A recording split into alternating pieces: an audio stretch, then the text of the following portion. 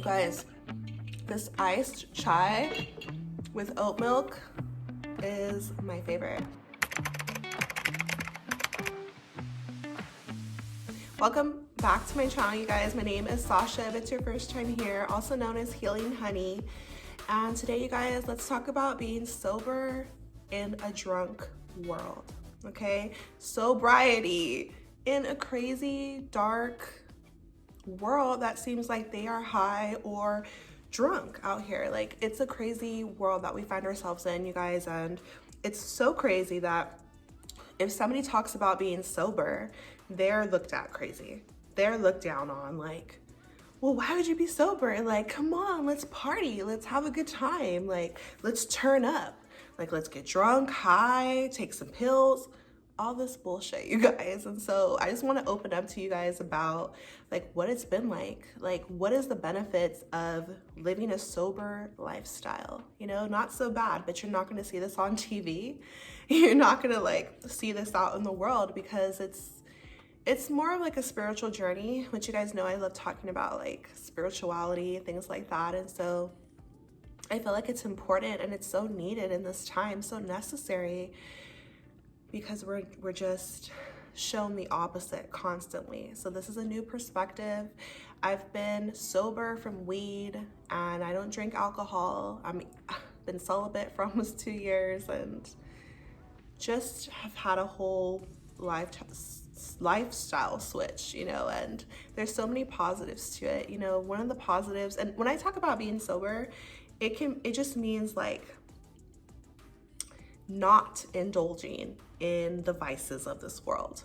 You know, like whatever it is for you, it doesn't have to be marijuana, but it could be any other type of drug, any cigarettes, liquor, anything that you turn to that you know you're just trying to distract yourself with. That's gonna soothe you or calm you temporarily, but you're using it to numb yourself or distract yourself. And so people are afraid of sobriety because it forces you to face yourself, but it is so powerful, it's so healing, and you deserve it. You know, this world pushes us to be in a drunken state constantly for a reason. And so by me learning to just become sober, I've learned how to clear my mind and come from a more grounded place and my heart space. I've really learned how to be in tune with my real self, you know, my authentic self, my soul, you know. And so we are tainted by substances in this world and by distractions. And so when you become sober, it's just a chance to just come back to your innocence and learn who you really are, like without anything trying to alter your mind or take over your soul, your spirit, you know, because you know how we call liquor drinks our spirits, right? And even weed, you know, it's an entity. And so everything's energy, soul, spirituality, you guys, these things are real, okay? They're not just imaginary. Just because you can't see something doesn't mean it's not there. And so we're all fighting a spiritual battle, and we're all going to be tested while we're here on earth. And so there's a reason that these things are pushed into our face constantly from a young age, whether it's them making grape swishers, you know, fruit flavored or candy flavored swishers, trying to make it seem like it's harmless, or billboards of people drinking, having a good time. I literally saw a commercial of these two girls taking a run, and at the end of their run, they were cheersing with a light beer. Like, who wants beer after you just exercise? Like, beer dehydrates you. Like, liquor can kill you. It's poison. It doesn't taste good.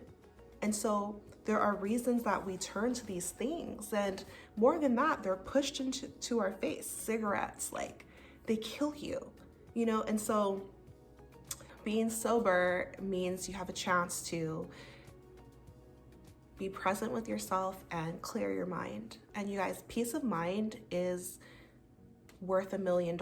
Peace of mind is so valuable. Do you know how many celebrities, how many millionaires kill themselves, you know, through drugs and alcohol, harmful behavior, because they don't have peace of mind? They need that sobriety is worth $1 million. Sobriety is your peace of mind. Sobriety is you taking holding on to your soul, and not slipping and falling in this world. It's a slippery slope, and so I just felt like this was important because I've been on the other side of this, and a lot of us have generational trauma, generational things that have just traditions, experiences that people just pass from one generation to another, and people just think it's normal to be getting drunk every weekend or high every single day. No, it's not. It's actually not. It actually hurts you. The first thing that changes when you become sober is you are able to decipher good from evil. It's no longer foggy. You are able to see things more clearly, think more clearly, and your life starts to change.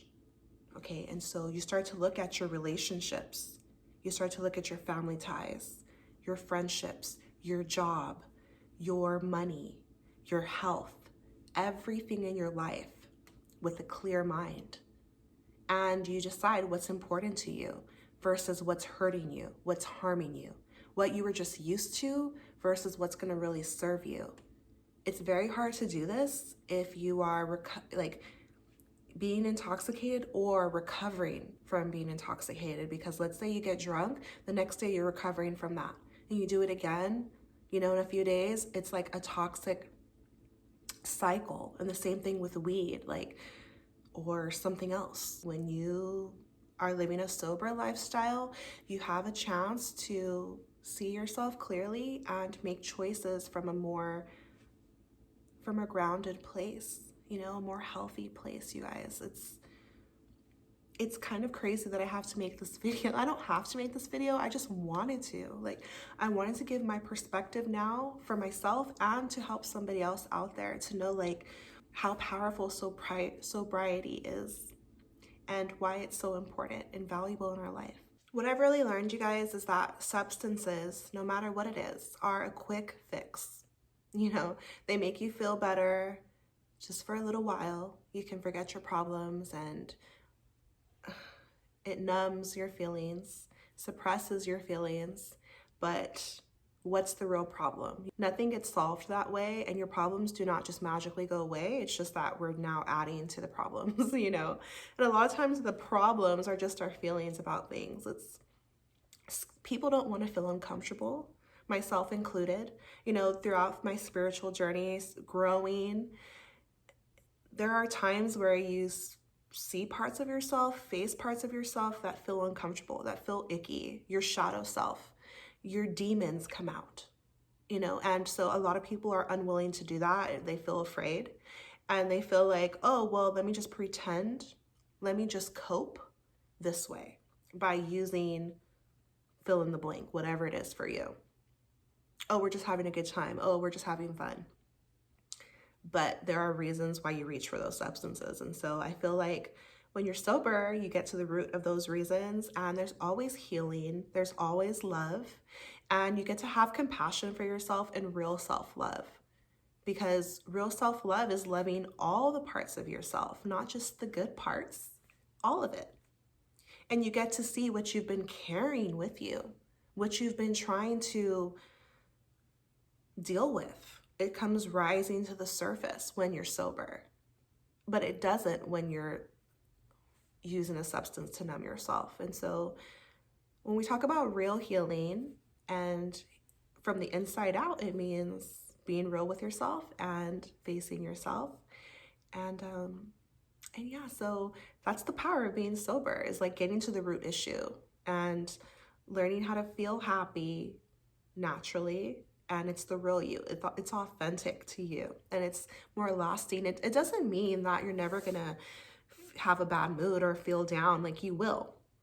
But it's about constantly growing, evolving, getting better, getting stronger, really knowing yourself, having a real connection to yourself. It's beautiful. So you guys, sobriety is really just about healing trauma that we've faced, because As soon as you're born into this world, we are facing deep stuff while we're here, and so I understand why people reach for substances, because it kind of eases it.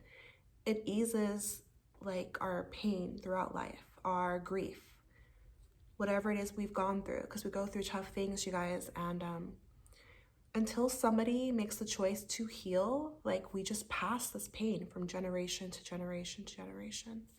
And so, like, the power of sobriety is being there for yourself, like, in a real way, and allowing yourself to honor your feelings and then, like, release them, but part of sobriety is just like holding yourself accountable, and emotional maturity, because you'd be surprised how many people are older, you could be a grandparent or in your 80s, but still be refusing to be in touch with your feelings or be mature emotionally.